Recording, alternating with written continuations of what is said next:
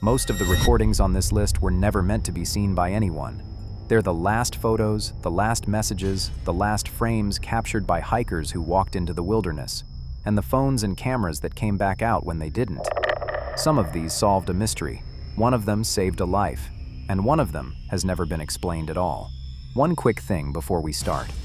These are real people, and most of them have families who are still living with what happened. So we're going to treat them the way you'd want someone to treat yours. 5 recordings. We're counting down from 5. Let's begin. On April 12, 2021, a 46-year-old named Rene Campin set out into the Angeles National Forest above Los Angeles and lost the trail near Mount Waterman. As the afternoon slipped away, so did his phone battery. With almost nothing left, he did one small thing. He took a single photo and texted it to a friend. The picture looks almost useless. It shows his own legs, streaked with grime, dangling over the edge of a rock face. No trail marker, no peak, no landmark. Just a man's legs and a whole lot of empty backcountry. And then his phone died, and that was the last anyone heard from him. What happened next is the reason he's alive. Search teams released that photo to the public, and a stranger on the internet, someone who had never met him, started comparing the rock and the ridgeline in the background against satellite imagery, matching the terrain piece by piece until they could pin a location. Rescuers flew to those coordinates, and they found him. One photograph, almost empty, taken with no idea it would ever matter. It's the happiest story we're going to tell tonight. Because Rene Campin got lucky, everyone else on this list did not. Number 4 is about a photograph that took 19 years to find. On September 24, 2005, Michelle Vanek, a 35-year-old mother of 4, was climbing Mount of the Holy Cross in Colorado with a hiking partner. Near the summit, she told him she was too exhausted to keep going. They separated, just for a while. He went ahead. When he looked back, she was gone. Her disappearance set off the largest search for a missing hiker in Colorado's history. Hundreds of people combed that mountain. They found nothing, not that year, not the next. For almost 2 decades, Michelle Vanek was simply gone, and her family was left with theories and silence. Then, in 2024, searchers finally found her remains high on the mountain, and with them, tucked into her jacket pocket, a small digital camera. When the images were recovered, there was no horror on it, just the last photographs anyone would ever take of Michelle.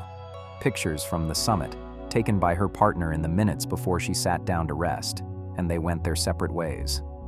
There's nothing frightening in them. That's almost what makes them hard to look at. A completely ordinary afternoon on a mountain. The last one she'd ever have, with no sign at all of what was coming. If these are landing with you, do me a small favor and subscribe. It's the thing that keeps a channel like this one going, and I put out a new video every week. All right, the halfway point.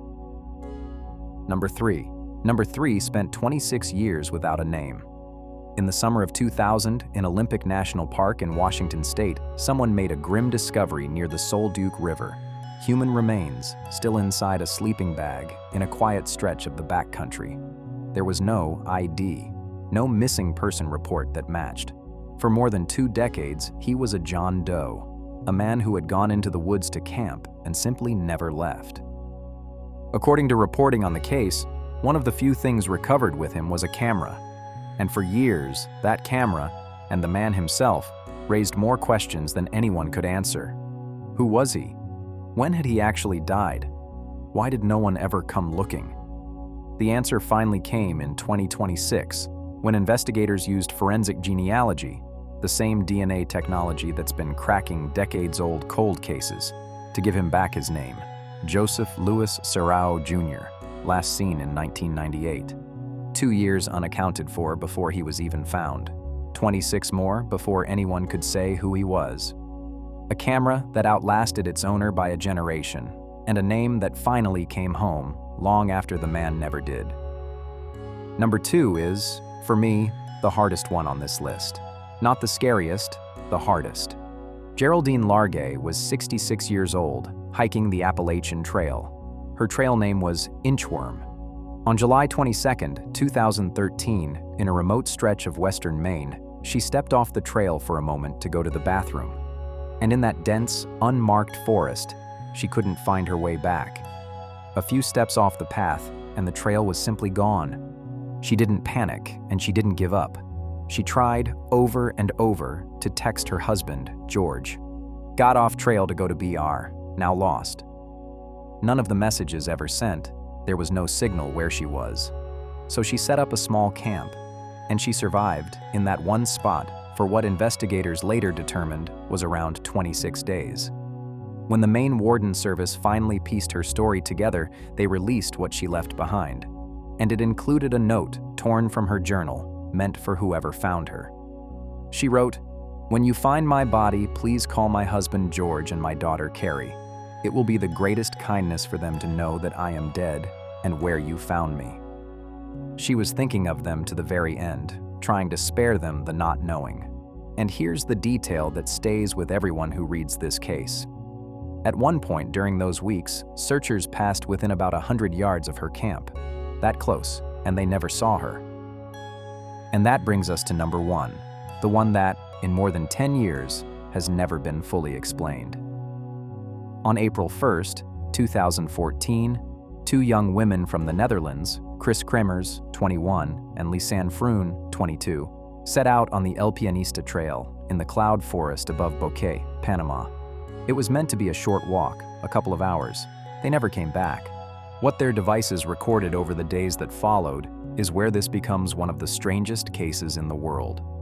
For more than a week, their phones were switched on and off, again and again, trying to reach emergency numbers, hundreds of attempts, almost none of which could catch a signal in those mountains.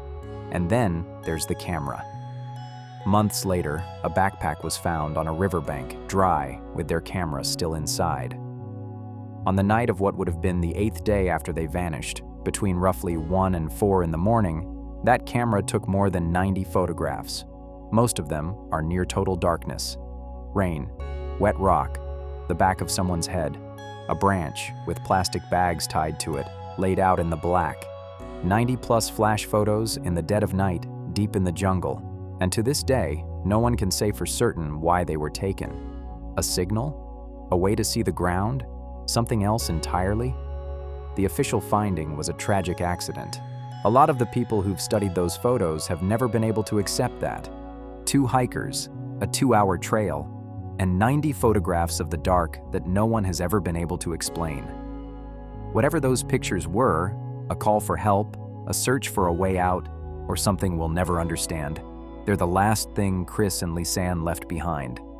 5 recordings, one that saved a life, a few that finally brought families an answer after years of silence, and one that still refuses to give one up. If there's a single thread running through all of them, maybe it's this. People carry these devices to hold on to the good days, and sometimes they end up leaving behind the only record of the worst one. Watch the trail, tell someone where you're going, and I'll see you on the next one.